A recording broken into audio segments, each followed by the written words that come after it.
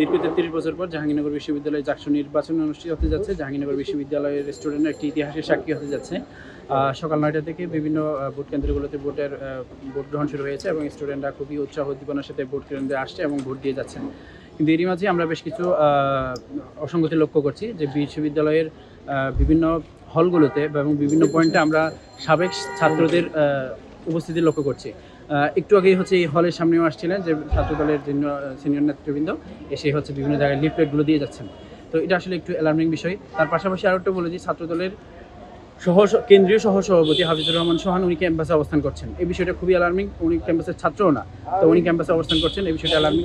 তার পাশাপাশি আমাদের বিভিন্ন হলগুলোতে হচ্ছে যারা অনেকে যে ভোট দিচ্ছেন, পোলিং এজেন্ট যারা আছেন, পোলিং এজেন্ট নিয়োগের ব্যাপারে বিশ্ববিদ্যালয় গড়িমসি লক্ষ্য করছি। এখন পর্যন্ত আমরা 2টা হলের এক্সাক্ট তথ্য পেয়েছি।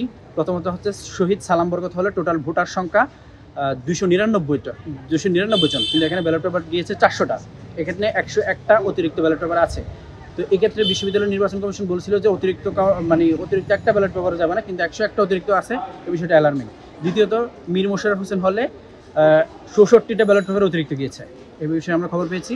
এটা আসলে খুবই অ্যালার্মিং বিষয়। আমি মনে করি যে এটা বিশ্ববিদ্যালয়ের নির্বাচন কমিশন একটা কোনো অস্বচ্ছ নির্বাচনের কোনো দুর্বিসন্ধমূলক আচরণ কিনা আসলে একটু খতিয়ে দেখা দরকার। ফলাফল যাই হয় মেনে নেবেন কিনা শেষ পর্যন্ত যে অনেকগুলো সমস্যার কথা বললাম, শেষ পর্যন্ত যদি বিশ্ববিদ্যালয় প্রশাসন আমাদেরকে একটি অবাধ, সুষ্ঠু, নিরপেক্ষ, নির্দলীয় নির্বাচন উপহার দিতে পারে, তবে ফলাফল যাই আসুক আমরা মেনে নেব ইনশাআল্লাহ। কিন্তু এর মধ্যে যে সমস্যাগুলো কেউ যদি সরাসরি প্রভাব বিস্তার করে ভোট কেন্দ্রগুলোতে দখল করার বা ব্যালট বক্স ছিনতাইয়ের কোনো যদি আমরা ঘটনা দেখি, তাহলে আমরা সিদ্ধান্ত নিতে বাধ্য হবো। ভোটারদের উদ্দেশ্যে কিছু বলার আছে? ভোটারদের উদ্দেশ্যে শুধু একটাই কথা বলা, আপনারা অবশ্যই ভোট দেওয়ার ক্ষেত্রে অবশ্যই সততা, দক্ষতা এবং যোগ্যতা বিবেচনায় যাকে বেস্ট মনে হয় তাকে ভোট দেবেন।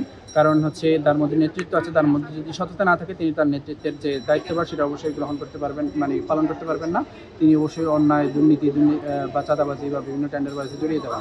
এ ধরনের যদি হয় তাহলে তিনি তার দায়িত্বের যে আমান সেটা অবশ্যই রক্ষা করতে পারবেন না। আমি মনে করি অবশ্যই ভোটারদের ভোট দেওয়ার ক্ষেত্রে অবশ্যই সততা, দক্ষতা এবং যোগ্যতা বিবেচনায় ভোট দেওয়া দরকার। এবং আমি মনে করি জাহাঙ্গীরনগর বিশ্ববিদ্যালয়ের স্টুডেন্টরা এক্ষেত্রে অনেক অনেক অনেক বেশি সচেতন। একটা নিয়ম ছিল যে যারাই ভোট কেন্দ্রে প্রার্থী আছেন সবাই অবশ্যই ডোপ টেস্টে অংশগ্রহণ করবেন। অংশগ্রহণ না করলে তার প্রার্থীতে বাতিল হবে। আবার যদি কারো রেজাল্টের সমস্যা হয় তাহলে তারও বাতিল হবে বলছে, কিন্তু এখন পর্যন্ত কোনো রেজাল্টই দেয়নি। যারা অংশগ্রহণ করেনি তাদেরও তালিকা প্রকাশ করেনি। এই বিষয়টা খুবই অগোছালো বিষয় আর কি। আমরা মনে করি তার বিশ্ববিদ্যালয় প্রশাসন এগুলো আরও অনেক আগেই বোঝানো দরকার ছিল, কিন্তু বিশ্ববিদ্যালয় প্রশাসন এখানে গাফিলতি দেখিয়েছেন। এই ছিল বিষয়। আর সবগুলো বিষয় মিলিয়ে আমরা মনে করি যে বিশ্ববিদ্যালয় প্রশাসন এই বিষয়গুলো আছে এগুলো খুব দ্রুত সলভ করবেন এবং হচ্ছে আমাদের একটি অবাধ, সুষ্ঠু, নিরপেক্ষ, নির্দলীয় একটি নির্বাচন উপহার দেবেন সে প্রত্যাশা করি। ছাত্রদলের একজন জিএস প্রার্থী উনি অভিযোগ করেছেন হাতে কালি ব্যবহার করা হচ্ছে না। আপনি কি বিষয়টি দেখেছেন কি? হ্যাঁ, অবশ্যই আমাদের হলেও দেখেছি। আমি মীর মোশাররফ হোসেন হলে ভোট দিয়েছি। এখানেও শুরুর দিকে আমাদের যারা ভোট দিয়েছে তাদের আসলে কাউকে কালি দেওয়া হয়নি, এবং আমাকেও দেওয়া হয়নি।